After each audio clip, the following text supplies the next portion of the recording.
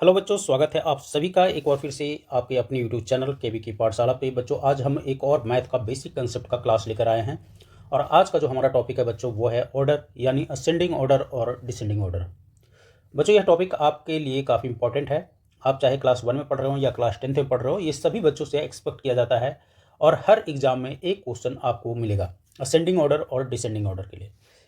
तो आइए समझते हैं क्या होता है असेंडिंग ऑर्डर और क्या होता है डिसेंडिंग ऑर्डर। एकदम बेसिक से समझेंगे और इजी समझेंगे, कोई दिक्कत नहीं होगा। आज के बाद आपको ये कंसेप्ट कभी आप भूलने वाले नहीं हैं। बच्चों, सबसे पहले हम समझते हैं ऑर्डर को। तो ऑर्डर को हमने दो भागों में डिवाइड किया है। एक को हमने लिखा है असेंडिंग ऑर्डर, दूसरा को हमने लिखा है डिसेंडिंग ऑर्डर। सबसे पहले समझते हैं असेंडिंग ऑर्डर के बारे में कि असेंडिंग ऑर्डर क्या होता है बच्चों। अगर पहले हम डिफिनीशन की बात करें कि असेंडिंग ऑर्डर का डिफिनीशन क्या होता है कि the set of number which are arranged from least to greatest. क्या होता है? List to greatest.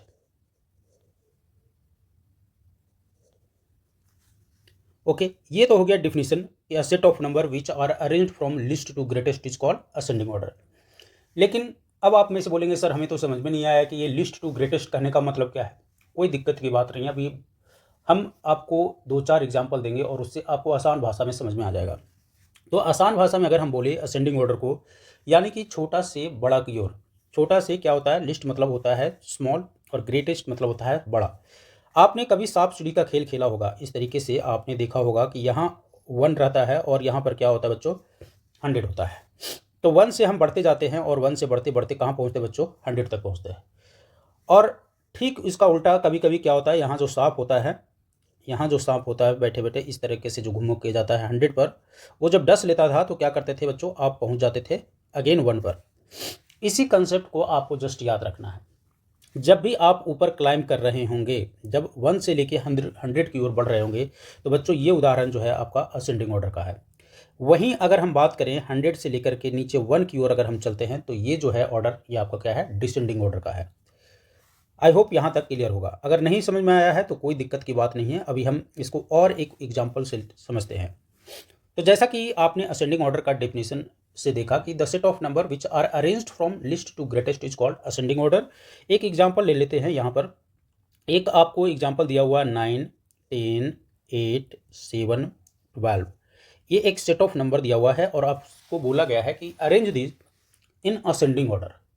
अब असेंडिंग ऑर्डर में हमको अरेंज करना है तो हमें क्या देखना है? सबसे पहले लिस्ट से कहाँ की ओर बढ़ना है? ग्रेटेस्ट की ओर बढ़ना है। तो लिस्ट से ग्रेटेस्ट की ओर जब भी चलेंगे तो सबसे छोटा नंबर इसमें आपको कौन सा दिख रहा है? तो सर आप बोलेंगे कि सर सबसे छोटा नंबर जो है वो 7 दिख रहा है। उसके बाद कौन सा दिख रहा है? तो उसके बाद सर हमें 8 दिख रहा है। उसके बाद हमें कौन दिख रहा है?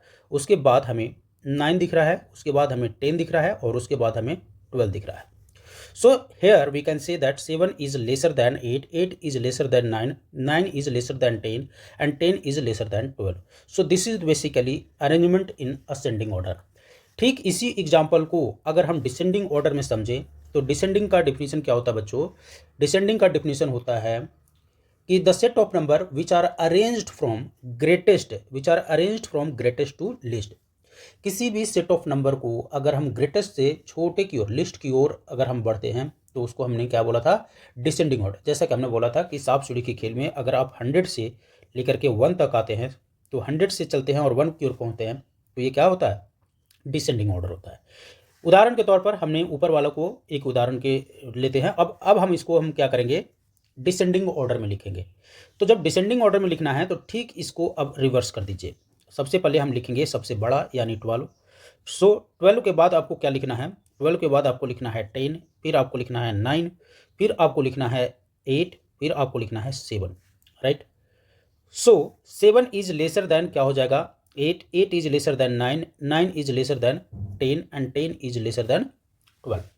ये जो है आपका उदाहरण, वो किसका उदाहरण है बच्चों? ये उदाहरण है आपको डिसेंडिंग ऑर्डर का। राइट। तो डिसेंडिंग ऑर्डर में हमें बड़ा से छोटे की ओर बढ़ना है और असेंडिंग ऑर्डर में हमें छोटा से बड़ा की ओर बढ़ना है। चलिए कुछ और उदाहरण से हम इसको समझने का प्रयास करते हैं। देख लेते हैं कुछ और उदाहरण और समझते हैं कि क्या होता है असेंडिंग ऑर्डर और डिसेंडिंग ऑर्डर। आप हमारे साथ साथ बनाइए। अब आपको मैं एग्जाम्पल दे रहा हूँ। एग्जाम्पल यहाँ पर दे रहा हूँ। चलिए एक नंबर है 6709834।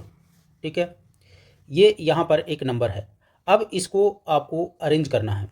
किसमें? Ascending order and descending order में आपको अरेंज करना है। यहाँ पर कॉमा लगाते जाइए, कॉमा लगा दीजिए, ये एक नंबर है। अब आपको इसको ascending order and descending order में देखता हूँ सबसे पहले कौन बना के कमेंट सेक्शन में डालता है। चलिए, हमारे पास काउंट करने का समय है, 3 काउंट करेंगे, 1 2 3। आई होप आप लोगों ने असेंडिंग ऑर्डर तो बना ही लिया होगा।